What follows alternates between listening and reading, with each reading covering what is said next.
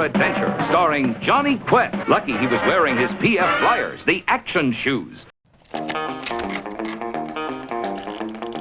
This is part 2 of the Sandlot mini-series. If you didn't watch the last video, it's probably the most underrated video on my channel. It was so much fun and it's not getting any attention. It's fine. But in this video, we're going to take a pair of vintage PF Flyers, compare them to the modern PF Flyers, and find out if that old saying of they don't make them like they used to is true. And we're also going to see if it's true that PF Flyers make a kid run faster and jump higher. And all the graphics in this video were made on Canva Pro, the sponsor of this video, because I wanted to show you what's possible with Canva Pro, and you can see how much better all these graphics are than our regular graphics. And Canva Pro, if you don't know what it is, it's a one-stop design hub for your marketing, whether it's social media, videos, presentations, anything that needs graphic design. Canva Pro can do it, and it's super easy to use because it's all drag and drop features. You don't have to know all the hotkeys.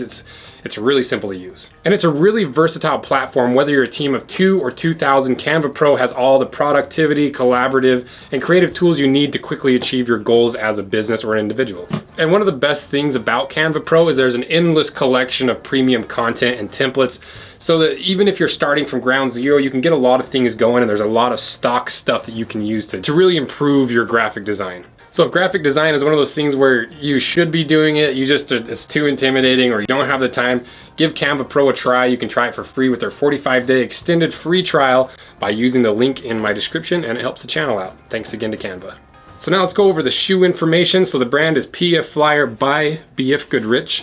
The style is the high tops. The color that I have is either white or cream. I don't know what it originally was. They weigh 1 pound, 1 ounce. The year that these were made, we don't know exactly, but they're for sure made before 1972 because that's the year that BF Goodrich sold the rights of PF Flyers. So after looking at some vintage ads, it's probably in the late 50s or early 60s, and these were made in the United States of America. And here's the info for the modern PF Flyers that we're going to be comparing the vintage ones to at the end of the video.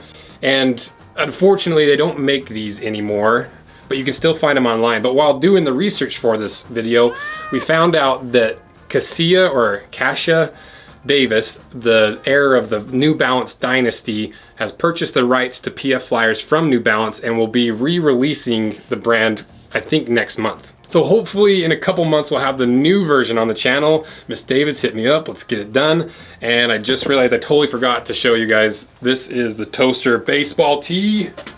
How sick is this? This is probably my favorite piece of merch we've ever made, and it's available via the link in my description. It's a nice quality tee. We got the toaster patch on the front, the toasters, the Rosenville on the back, no space to kind of give a little mystery to it, and you can choose whatever number you want. So check that out, and you can also buy the patch by itself. So now let's go over the information that we can gather about this shoe before we cut it in half, starting with the upper. So the upper doesn't look like it has any leather. There's a little bit of reinforcing right here at the eyelets, but that is rubber. And the rest of the upper is made out of a cotton canvas, and it's a pretty thick cotton canvas. I love how thick they used to make the uppers on sneakers back in the day. It's just hard to beat the breathability and durability of a really heavy canvas. It's not quite as comfortable if you're not wearing socks, but I just love that really heavy duty feel. So big fan of the upper.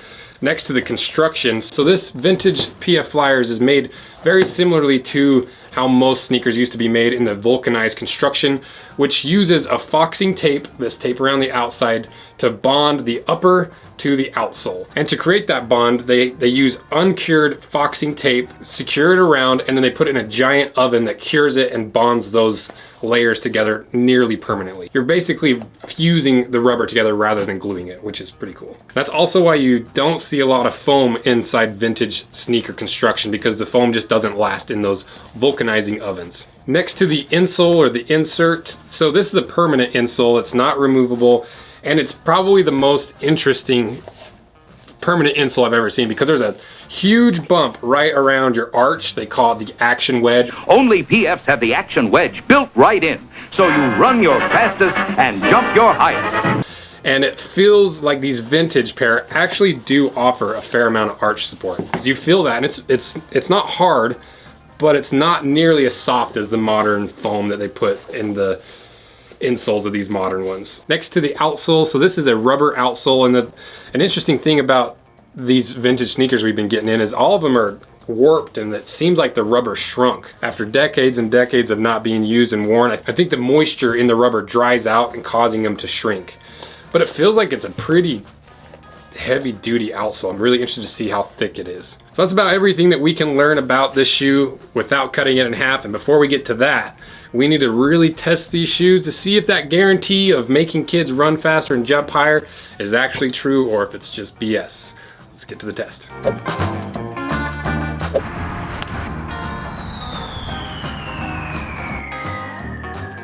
Talls! What are you doing? That was a Rose Anvil signed ball. Now we can't play anymore. Got this.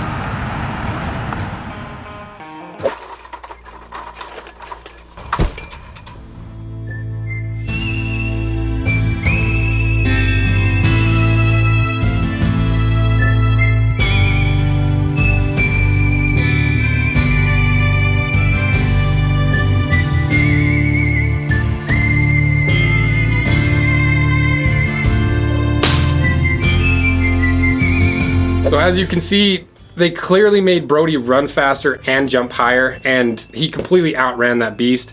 And just so you know, a full-grown German Shepherd can run at speeds of upwards of 30 miles per hour. So to me, the results clearly speak for themselves. So now let's get to the cutting.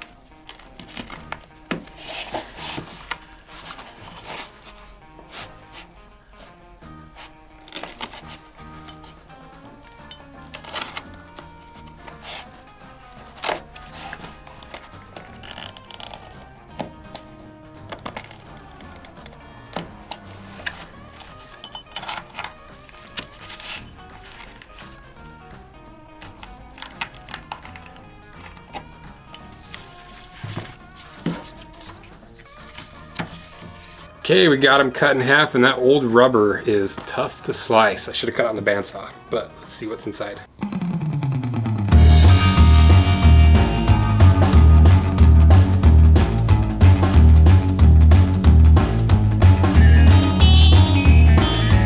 So remember when I said there can't be any foam on the inside of vulcanized shoes? Well, clearly I was wrong because there's a whole lot of foam through there.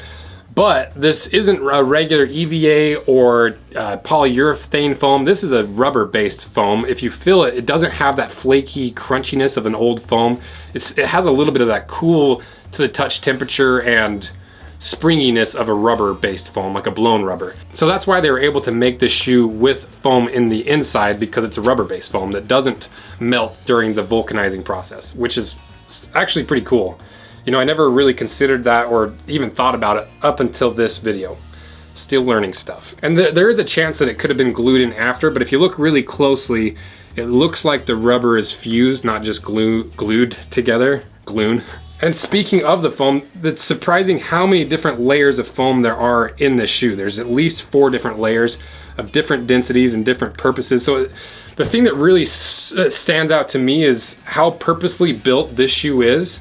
You know, because if back in the 50s, this was the technology of the time for shoes. And so it wasn't just a vintage repop. It's a performance shoe of a different era. It's also really strange that the insole is partially topped with a piece of rubber. This white part, that's rubber. So not necessarily the most moisture wicking material to put in your insole.